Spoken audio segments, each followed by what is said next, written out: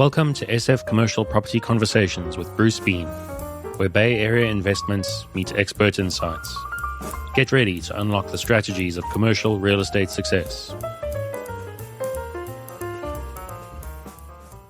So today we have Scott Van Arsdale with us, and Scott has gone through a variety of different things from construction to insurance and back to construction. So Scott, it's great to have you. I'd love to hear kind of a little history of how you actually got into where you are now. Well, thanks, Bruce. Good talking to you too. It's an interesting road. As I look back on it, I don't know if I would have charted this path had I thought that this is what I was going to do. But then, I don't know many people do. So you end up going in a lot of different directions. I out of high school wasn't much of a student. They thought I was a pretty good student, and I just didn't like school. So out of high school, I went to junior college, and then had a family event that knocked me out a little bit. So I decided that I needed to get into the real world. All my friends were making money, and I said, I got to make some money. So I got into construction. I worked for a little construction company that did rehabilitation and turned little post-war stucco boxes into nice big 2-story houses in an area that's actually probably well known around at least around the state, but around the country as well, Pacific Palisades. Oh, yeah. That was my first job. My first real job was, I'm sure every house that I ever worked on was burned to the ground. Oh, wow. During that fire, I remember looking at it and I thought, yeah, there's streets there. I recognize those streets. And so I know we built some of those houses on there. They got burned down. But did that for a while. And then the owner of the company decided that he'd had enough of Southern California. He was from Southern California too, and he wanted something smaller. He decided he was going to move to Prescott, Arizona. Oh, wow. And build custom houses. And so I didn't want to go look for a job, and it was easier to move than it was to go look for a job. So I moved to Northern Arizona. I moved up there with the owner of the company was married to my best friend's older sister. My best friend was my work partner, and he and I had started carpentry together. So we all moved up there and built custom houses up there in Northern Arizona for a couple of years. Till the two Southern California surfers decided, you know what? This living inland stuff is for the birds. I'm going back to SoCal. Right. So we came back, and I got into the production part of the industry, building tract houses and things like that. And the guy that we had worked for, that when we were building the houses and had originally worked for in Pacific Palisades, kind of pegged me as being a managerial type guy. I'm not the biggest guy. He says, you're not going to be a bruiser for 40 years framing and doing all that kind of stuff. You're going to be in management. But I was still a carpenter. And so I had done a little bit of right out of high school. I'd done a little bit of schooling in architecture. And so I knew how to read plans, which was something at that time. This is early 20s.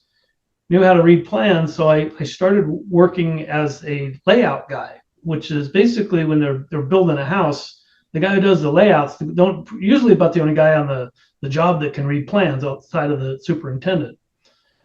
And so I did that for a while, and that didn't really seem to fit for me too much. So I got together with a few friends and we started a framing company. That was my first company.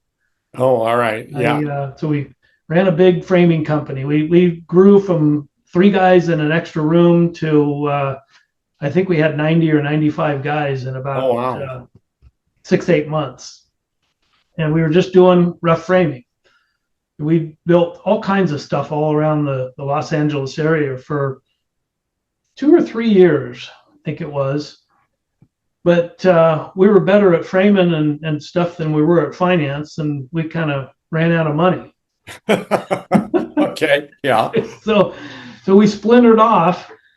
Two or three of the guys went off in one direction. And I said at that point, I said, I didn't know much about business. I knew about framing and stuff, and figured time I go back to school. So I went back to school and got a degree in business with an emphasis in civil engineering, real estate, and finance, I think it was, or something like that. Right. And they also had kind of wrapped all this into a program they called the Real Estate Development Program. So I got a degree in real estate development. And not long after that, after finishing that in the late 80s, I realized that I needed to have a job. Yeah, you got to, yeah, okay. You weren't going to go right into development.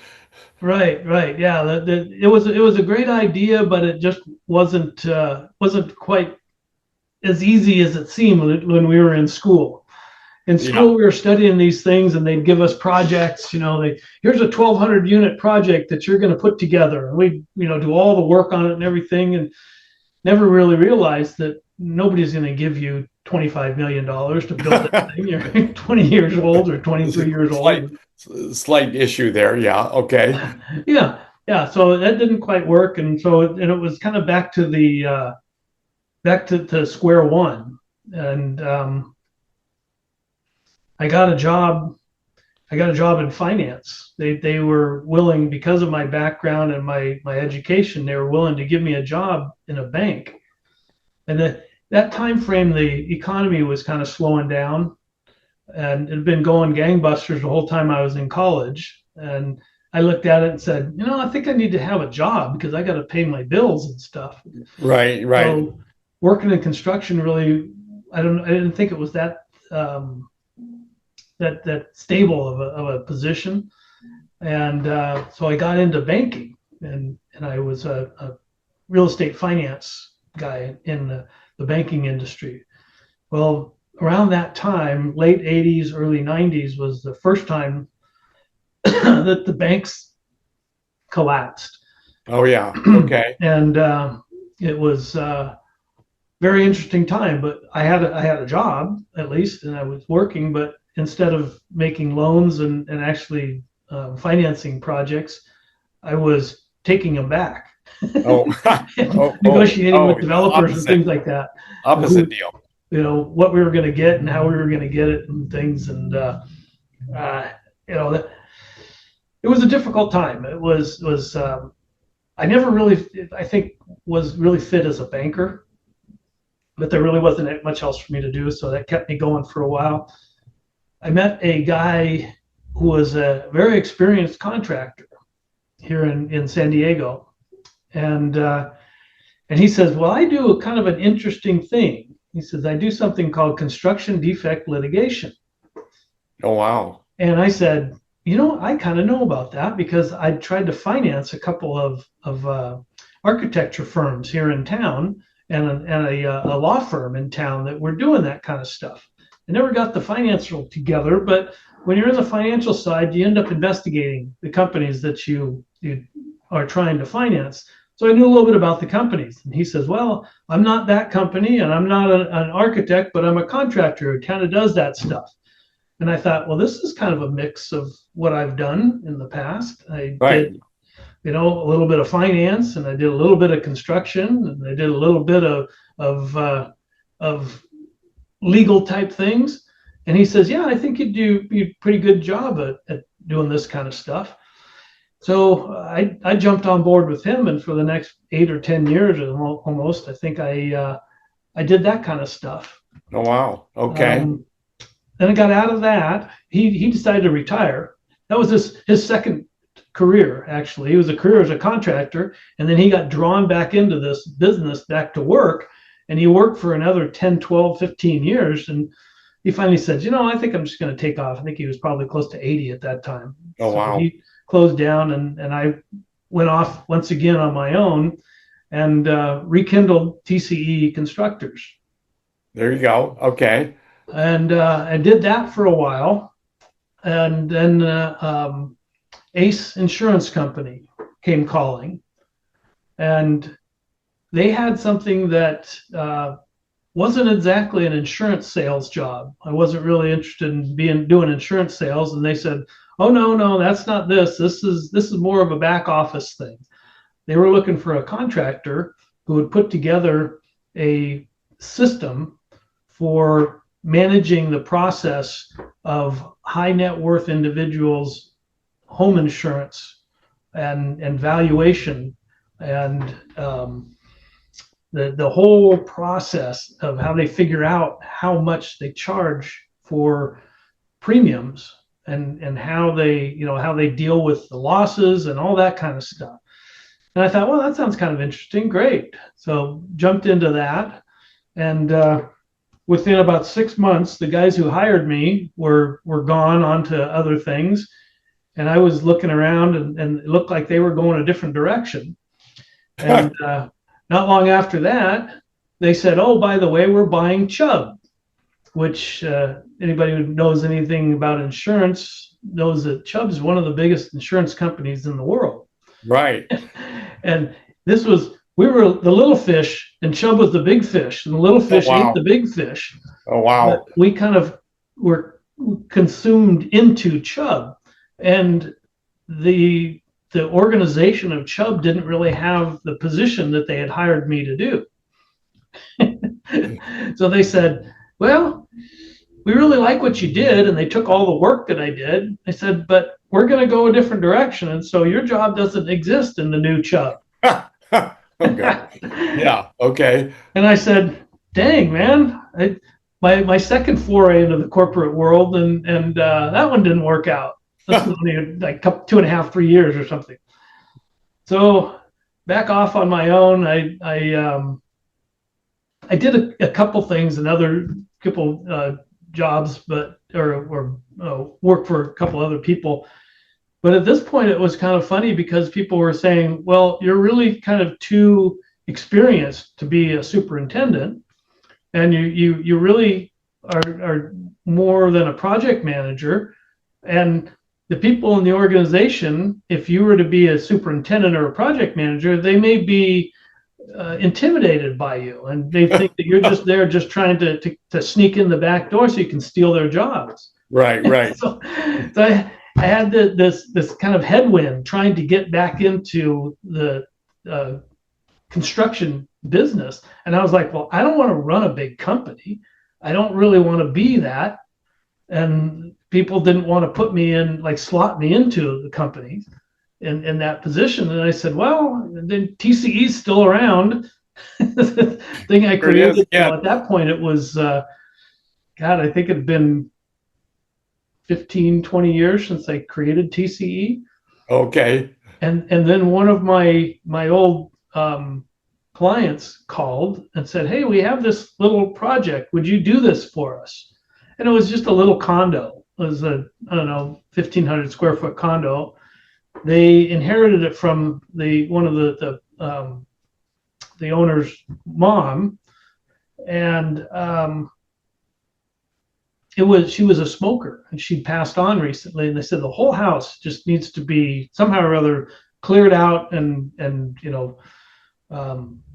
get the smoker smell out of it, and then just rehabilitate it. And we just want to rent it.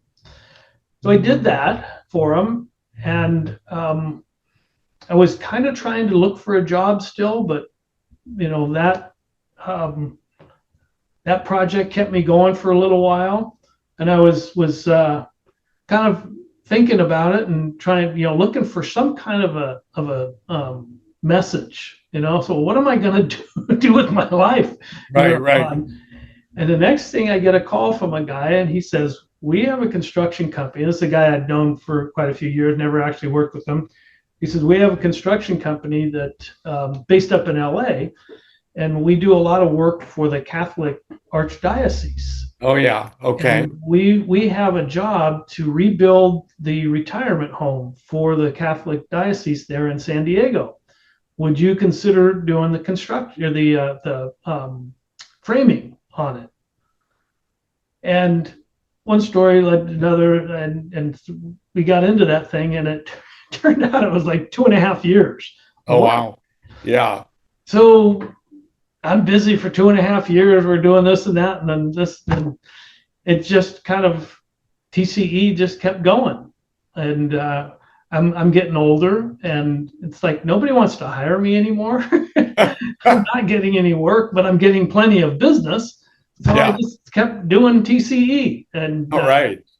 so at that point, my kids were kind of middle teenage years, I think it was, and they both played sports. So between my wife's got a regular job, so between her work and my work and the kids doing all their stuff, I was available with running my own business. I could do a lot of things for the kids, be places where my wife couldn't. So I kind of worked the company and did things with the kids, and whatever needed to be done, traveled around with them for their sports and things, and coached when I had time, and just kind of ran the company just to kind of keep it alive and make a little bit of money. Yeah. The kids Yeah. got old enough, and I said, we don't really, I don't need to do anything for the kids anymore. So I said, maybe I'll just go back and make TCE, the company that I thought it was going to be years ago. There you This was go. about 4 or 5 years ago. And so I've been kind of focusing on that for the last 4 or 5 years, just trying to build the business. And, last 4 or 5 years have been kind of strange times. Oh yeah, no doubt about it. Yeah. You go 6, 7 years ago now, COVID hit. right. That was a very strange thing. Very, very slow time for a lot of people, but it was really, for a construction company, it was actually a busy time. Yeah. We Very were busy. considered a essential business, so we were never shut down. Wow. I, Yeah. I still remember driving. We were building a house out about 30 miles east of where we live, where our office is. And I would drive to that place in the morning, which was normally rush hour traffic, and I could go 90 miles an hour on the freeway, and I'd see like 4 cars. It was just nobody. But we built that. We did a few other projects during that time frame and stayed busy as anything. And so as things have started to fill back in, we're just still doing kind of the same thing, trying to grow and get bigger and maybe make a retirement someday. There you go. Well, so what's your famous crystal ball saying these days about what's going to happen in the future? You know, I've been through probably 5 economic growth and downturn periods, Right, right. and I wish I would have caught a couple of them when I was younger. I always thought I didn't have any money. Now here I am with a lot of experience and a little bit of assets built up, and I really think that we're pretty well situated for things to get better over the next, say, 12 to 18 months. Yeah, yeah. Obviously the geopolitical climate is who knows what right now, and Right. that could throw a wrench in things. But I think generally economically, we're in a pretty solid position. Yeah. I think the real estate market is just kind of being held back right now by interest rates. Right, right. And that's kind of an interesting scenario because there's really no reason for the rates to be as high as they are, Yeah. other than people think that inflation is going to kick in. But they've been saying that for a year and a half now, and it hasn't really kicked in. It's continued to kind of slowly trickle down Right, in right. most areas. But then we see certain things where crazy price increases, Yeah. but it's not considered inflation. So Oh, it's kind of a weird thing. I mean, that whole economic structure is weird, but I think that the trend is going to be down for interest rates, yeah. and I think when that happens, it's probably going to bring more capital into the real estate market, and I think the real estate market should have a boom. It's just so crazily valued right now. Yeah. It's really struggling. So there seems like there's just so many different poles right now. Well, I'm curious, given your background And kind of what you're doing now, are you using any AI in your systems right now?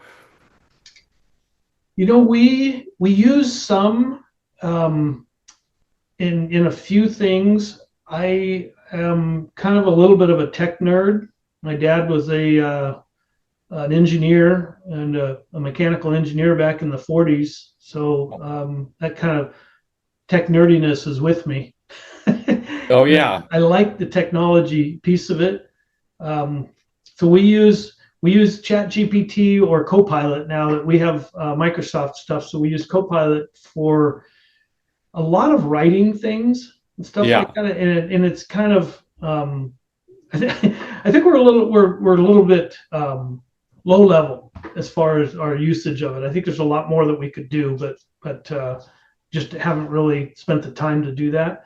And then we find a lot of our vendors and things like different stuff that we use. They're using AI. Yeah. We have Okay. a company management system called Contractor Foreman, and they use AI in their organization for several different things, not the least of which is customer service. So on our desktop down in the corner, we got a guy named Clark. And if you're struggling in the program to figure out how to do something, you just hit Clark and type him in a little message, and he uses AI and he'll give you an answer as how to get through that little problem. And it's a heck of a lot quicker than calling somebody on the phone or trying to struggle through it. So from that perspective, we're using it in that sense. This is like your construction management software, right? Mm-hmm. Yeah. Contractor Forma is a construction management software that you're using, and Right. Clark is the AI agent that works on that particular software. Exactly. Oh, Exactly. that's cool. Yeah. Yeah. Yeah. It's kind of cool. So, you know, some of the other things we'll do is I heard somebody one time said that having Chat GPT is like having the smartest guy as your best friend. You can call him at any time. Uh, And I kind of use it like that. So if we're say we're starting a new project, and a lot of the stuff we do, they're kind of like a negotiated type of scope with the director of engineering or the head of some sort of facilities for the organization that we're working for. So we don't always have really well drawn out plans, ah, and it's kind of hard to for me. I can explain it to the guys in the organization, and right. it goes with we have a meeting. Say we meet with me and the project managers and the job foreman and the worker guys, all the Yeah. trades guys, and I can explain things to them, but 90% of it goes in and out. So Okay. Yeah. and that's just something that I've experienced over the years in construction. A Right. lot of Right. guys they're not really there to sit there and listen to detailed instructions on how Right. to do something. And so if you want to have it done the way that you plan to do it, you really have to write something down. And for me to sit and write something is just it doesn't happen. So I Right. can write something like that with a quick summary, Yeah. give it to Copilot or to Chat GPT and say, give me a detailed description of what this job entails. And Oh, it will give wow. me 5 pages of Yeah. stuff, bullet points and all different kinds of things.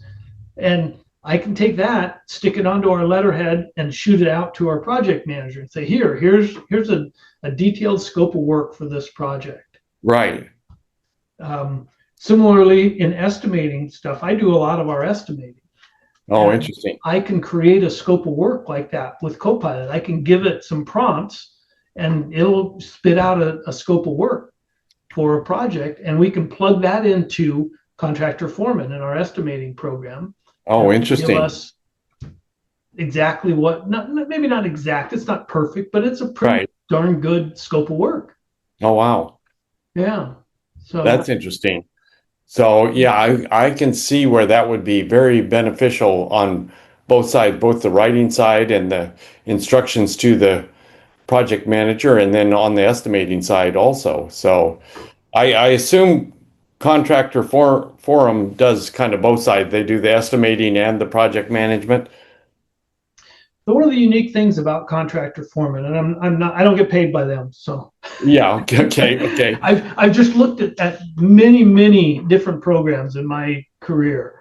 I've worked with the most detailed and most expensive contractor management programs, from Primavera to Procore to Microsoft Project and different things.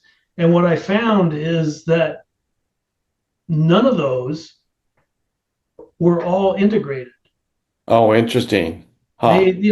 When we used Primavera, we had Microsoft Project that we used on the side, and we'd plug it into Primavera as a PDF. Oh.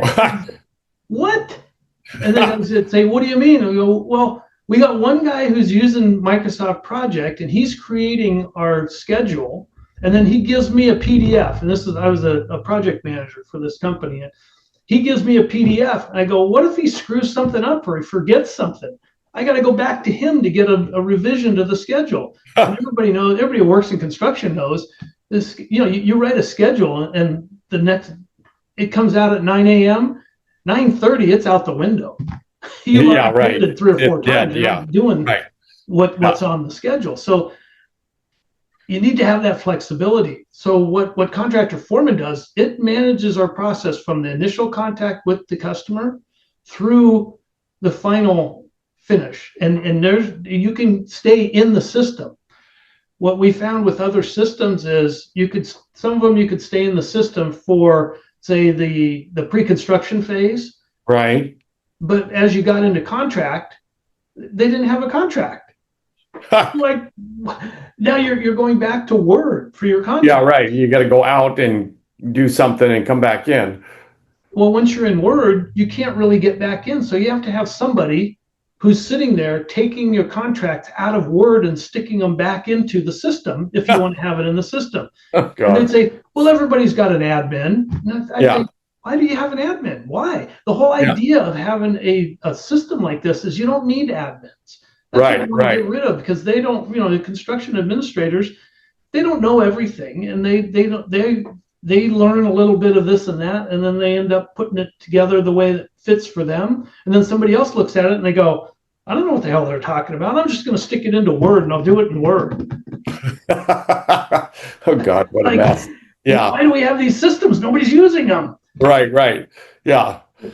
Wow. All right. I worked for, I was a project manager. We did fairly large projects, and I still remember the guy who did the billing would come to me and he'd say, hey, Scott, can you help me with the billing for this month? And we'd have a schedule of values, and we'd have all of our numbers. So I'd give him all the percentages and everything of what we're drawing on each line item.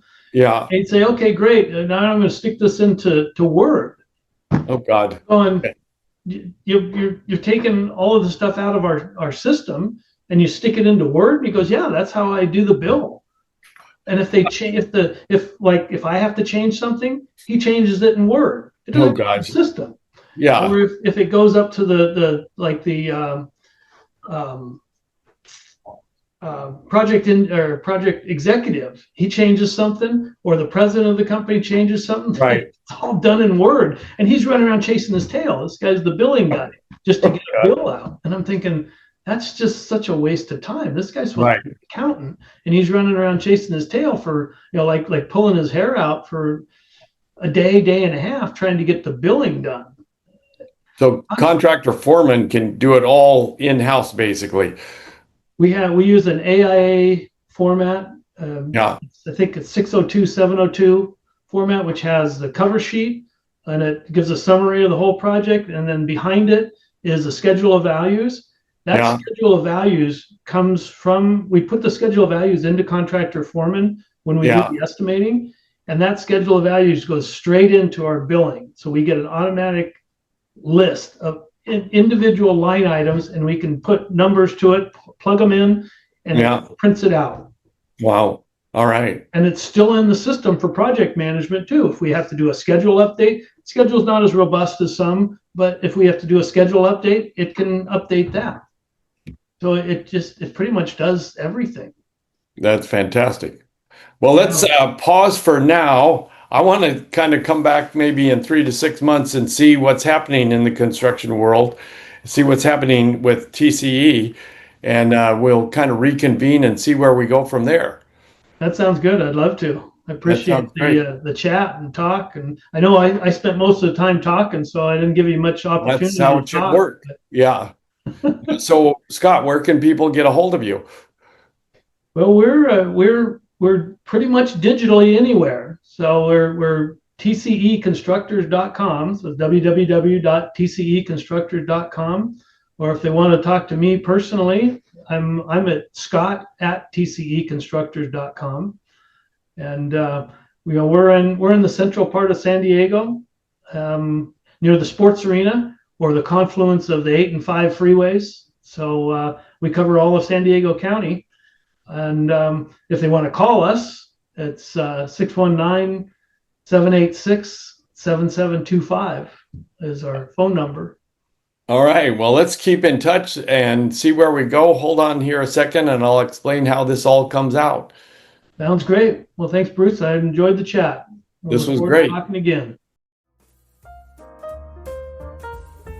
That's a wrap on today's journey through the SF commercial real estate scene. Ready to share your story? Visit sfcommercialconversations.com/guest. Your insights could lead the next conversation.